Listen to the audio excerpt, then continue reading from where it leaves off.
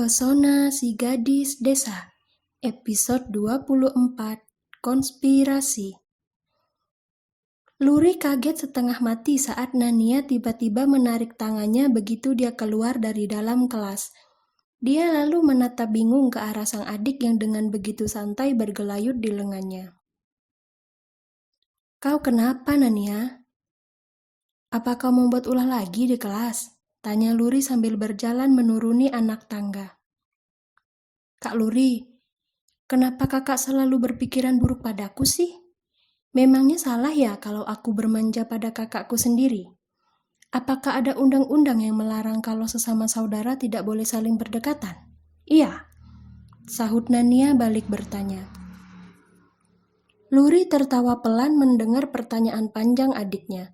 Dia tentu saja paham kalau adiknya ini sedang berusaha menjauhkannya dari Galang. Luri sangat hafal dengan tabiat Nania yang selalu bersikap posesif setiap kali ada pria yang ingin mendekatinya. Dia tidak marah, justru malah senang karena artinya Nania sangat peduli dengan kebahagiaan kakaknya sendiri. Sangat manis, bukan? "Oh iya, Kak, sore ini siswa gatal itu datang ke rumah lagi tidak?" tanya Nania mencari tahu. "Galang masuknya?" "Iyalah, siapa lagi kalau bukan dia orangnya?" sahut Nania sarkas. "Jangan mengatainya seperti itu, Nia. Galang adalah siswa yang baik. Dia tidak memiliki niat jahat pada kakak," ucap Luri berusaha mengubah pandangan sang adik. "Galang dan kakak sama-sama sedang berjuang untuk mendapatkan beasiswa kuliah di luar negeri. Jadi kami memang butuh tempat untuk saling sharing ilmu pelajaran. Begitu." "Benar juga ya apa yang dibilang oleh Kak Luri. Tapi kan aku sudah berjanji pada Kak Vedo kalau aku akan membuat Kak Luri dan Kak Galang tidak bisa berduaan. Bagaimana ya? Kapal siapa yang akan aku dukung?" batin Nania bingung. "Nania, ada apa? Kau terlihat seperti orang yang sedang bingung?" tanya Luri heran melihat raut wajah adiknya yang terlihat aneh. "Begini, Kak.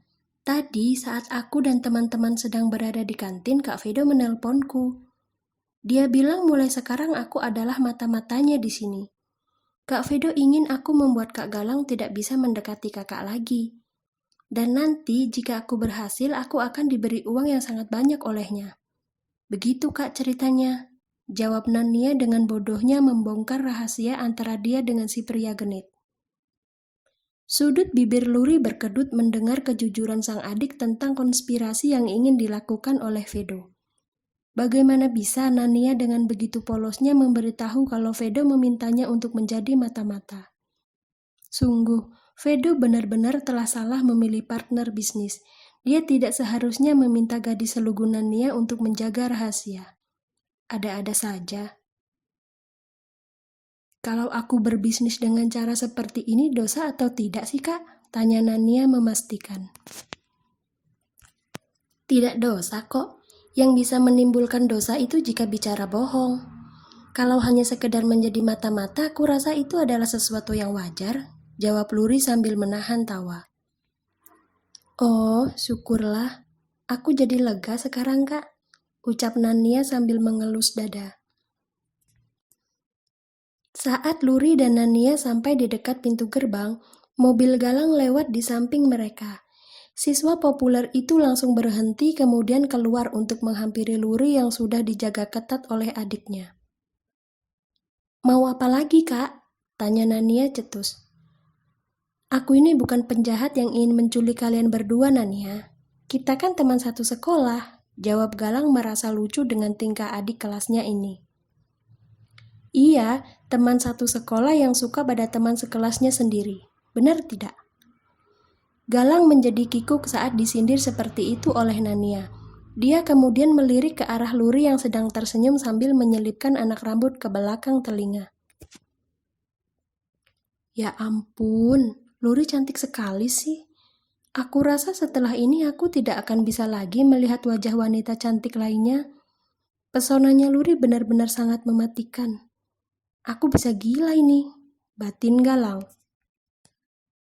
"Kak Galang, bola matamu jatuh ke tanah," teriak Nania dengan sengaja. Mana, mana? Sahut Galang tergagap sambil mencari bola matanya di bawah. Nania tertawa terbahak-bahak melihat Galang yang kebingungan mencari bola matanya. Padahal tadi itu dia hanya bercanda saja. Siapa yang tahu kalau Galang akan termakan oleh tipuan yang Nania lakukan barusan. Mana bola mataku, Nania? Tanya Galang yang masih belum sadar kalau dirinya sedang dikerjai.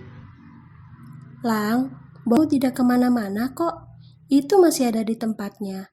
Sahut Luri sambil menunjuk ke arah mata Galang yang baik-baik saja. Tapi Nania bilang bola mataku terjatuh, Luri. Kau sedang dikerjai oleh adikku, Lang. Lagi pula bola mata siapa yang bisa terjatuh ke tanah jika pemiliknya saja tidak merasa kesakitan sama sekali. Jangan percaya omongan Nania. Dan begitu Luri selesai bicara, barulah Galang menyadari kalau dirinya sedang dipermainkan. Andai saja Nania bukan adiknya Luri, Galang pasti akan langsung mengomelinya. Gadis ini benar-benar sangat usil. Hehehe. Rasanya enak tidak Kak dikerjai oleh adik kelas? Tanya Nania sambil tertawa penuh kepuasan. Enak? Saking enaknya aku sampai ingin memasukkanmu ke dalam karung lalu membuangnya ke tengah laut supaya menjadi santapan ikan hiu yang tinggal di sana. Jawab Galang sedikit kesal. Is. Tidak kusangka ternyata kau memiliki jiwa seorang psikopat, Kak Galang. Mengerikan. Menghadapi gadis nakal sepertimu memang dibutuhkan jiwa-jiwa seperti itu, Nania. Kalau tidak, aku pasti akan mati berdiri di tanganmu. Bibir Nania langsung mengerucut ke depan. Dia lalu melihat ke arah kakaknya yang sedang tertawa. Aduh, kalian ini lucu sekali sih. Setiap kali bertemu pasti bertengkar. Apa tidak lelah? Tanya Luri sambil bergantian menatap Galang dan adiknya. Aku tidak lelah sama sekali, Kak. Kan nanti aku akan menerima bayaran, sahut Nania dengan entengnya. Galang mengerutkan kening saat mendengar jawaban Nania. Dia merasa ada yang aneh saat Nania menyebut kalau nanti akan ada yang membayarnya. Mungkinkah Nania tidak baik memanfaatkan seseorang hanya demi kesenanganmu sendiri? Itu adalah sikap yang tidak benar. Ayah dan ibu pasti akan langsung marah jika mengetahuinya. Kalau begitu ayah dan ibu jangan sampai tahu lah, Kak. Ini rahasia antara kita berdua saja ya, oke? Sahut Nania sambil mengedip-ngedipkan mata ke arah sang kakak. Maksud pembicaraan kalian itu apa ya? Apa yang akan dibayar dan siapa yang akan membayar? Tanya Galang penasaran. Ingin tahu urusan orang lain saja? Dasar tukang gosip. Jawab Nania kemudian menarik tangan sang kakak ke arah mobil jemputan yang baru saja datang. Luri menyempatkan diri untuk melambaikan tangan ke arah Galang sebelum masuk ke dalam mobil. Dia merasa sedikit prihatin dengan nasibnya yang terus dibuli oleh Nania. Luri tahu kalau Galang itu menyimpan perasaan lebih padanya. Tapi Luri tidak berniat menanggapi karena dia ingat sudah ada seseorang yang menunggunya. Memikirkan tentang pria itu tiba-tiba saja membuat dada Luri berdebar kuat. Dia jadi salah tingkah sendiri saat Nania menatapnya lekat. Sedang memikirkan Kak Galang ya, Kak? Tanya Nania curiga. Bukan, Nania.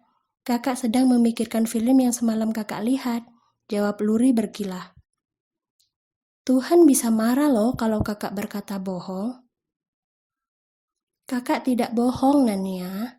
Kakak benar-benar sedang memikirkan film yang kita tonton semalam. Sungguh, sahut Luri panik.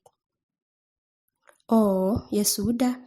Tapi memikirkan Kak Galang juga tidak apa-apa biar nanti aku memiliki bahan untuk dilaporkan pada Kak Vedo. Kan lumayan untuk menambah uang bonusnya. Luri tergelak mendengar ucapan adiknya. Sudahlah, lebih baik dia diam saja daripada harus terkena serangan jantung gara-gara mendengar jawaban nyeleneh Nania. Sabar, batin Luri seraya menarik nafas panjang.